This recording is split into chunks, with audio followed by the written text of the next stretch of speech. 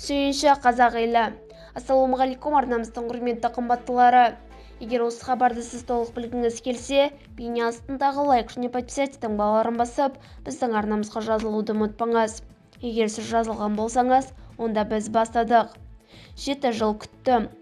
Тамара Асар сәби дүниеге келгенін айтып, сүйінші сұрады.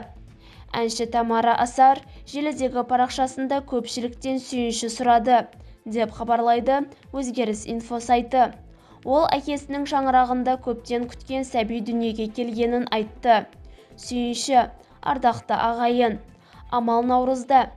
Әкемнің шаңырағы қасиетті ораза айында олжалы. Құтты үйдің қуанышы. Қосынан келіп, 7 жылдан бері күткен сәби өмірге келді.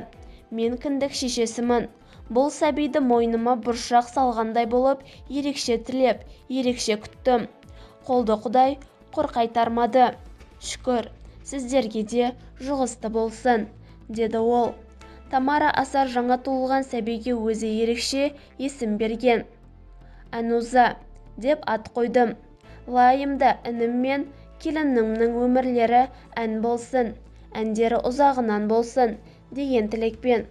Қалнияз Ануза Сертай қызы деген сұлу сіңлім, әрі кіндік қыжым Іңгәлап баршаңызға сәлем жолдауда. Осыдан 4 жыл бұрын шығарған әлди әнімнің басқы жағын 80-ге келген анам айтып отыр.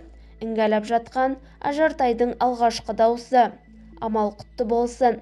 Әр шаңырақта сәбилер іңгәлап берсін, деп жазды Тамара Асар. Бізді бақылауды жалғастырыңыз.